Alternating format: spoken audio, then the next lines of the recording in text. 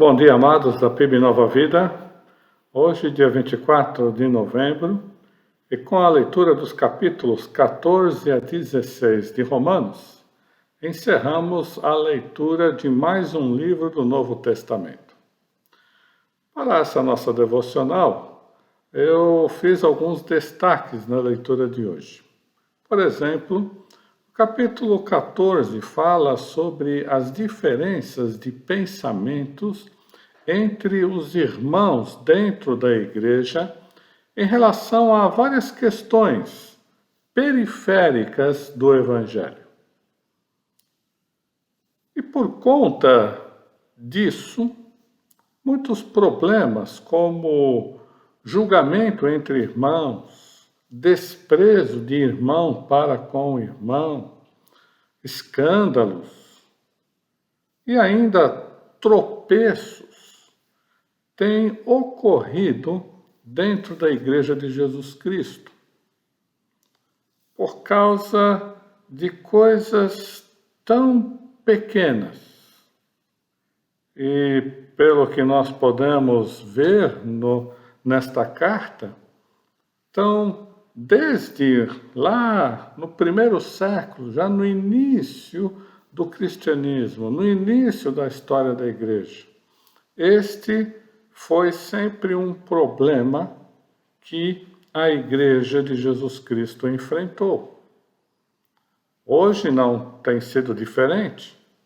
Vemos vários irmãos com pensamentos diferentes sobre questões atuais, contemporâneas, e que têm gerado também julgamentos, têm gerado escândalos, têm gerado inimizades, têm gerado por parte de alguns o abandono da igreja. E isso é muito triste, não deveria acontecer. E o apóstolo Paulo faz algumas exortações nesse capítulo.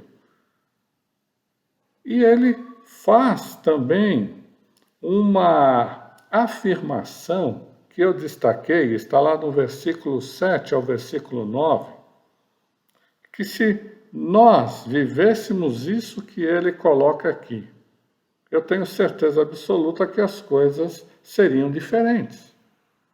Olha só o que ele escreve. Porque nenhum de nós vive para si mesmo, nem morre para si mesmo. Porque se vivemos, para o Senhor vivemos. E se morremos, é para o Senhor que morremos. Quer, pois, vivamos ou morramos, somos do Senhor.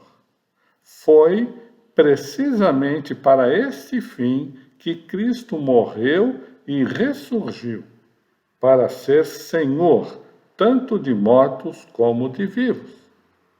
Ou seja, para ser Senhor de todos aqueles que estão dentro da igreja.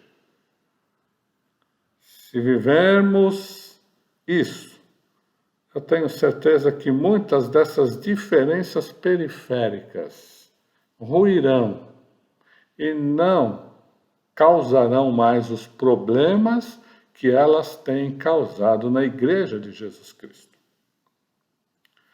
Há um versículo muito interessante, e eu gosto muito deste versículo, que é o versículo 4 do capítulo 15, que diz assim: Pois tudo quanto outrora foi escrito, para o nosso ensino foi escrito, a fim de que pela paciência e pela consolação das Escrituras tenhamos esperança. Bom, é fato que muitas pessoas nesses últimos meses, nesses últimos dias, têm perdido a esperança em quase tudo. E quando nós vamos para a palavra de Deus, e quando nós ouvimos a voz de Deus por meio da sua palavra, essa esperança, ela reacende, ela ressurge. E nós passamos a viver neste mundo cheios de esperança e não desesperança. Porque o nosso Senhor, o Senhor da nossa vida, o Senhor da igreja, é o grande, vitorioso, e é o grande Deus soberano sobre todas as coisas. E isso então deve gerar em nós muita esperança e uma vida cheia de esperança.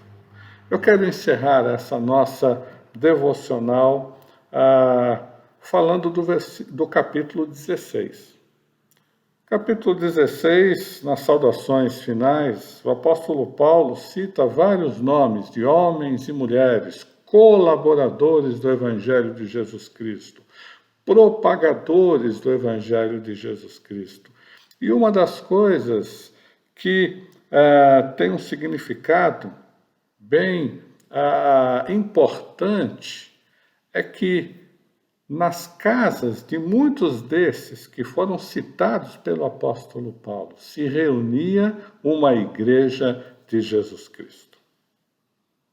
Então nós vemos que no início do cristianismo, no início da história da igreja, a igreja ela nasce nos lares, ela se reúne nos lares, ela vai se expandindo. E na medida em que ela vai se expandindo, ela vai crescendo, então surgem as necessidades de espaços maiores. Mas isto não deve fazer com que esta realidade da igreja no lar, dessas reuniões pequenas, mas tão significativas e edificantes, percam o seu valor e o seu lugar na Igreja de Jesus Cristo. Pela graça de Deus, nós temos isso nos nossos pequenos grupos. E eu quero incentivar, aproveitando esta nossa devocional, a você que não participa, participe de um pequeno grupo, forme um pequeno grupo na sua casa, com seus familiares, com amigos.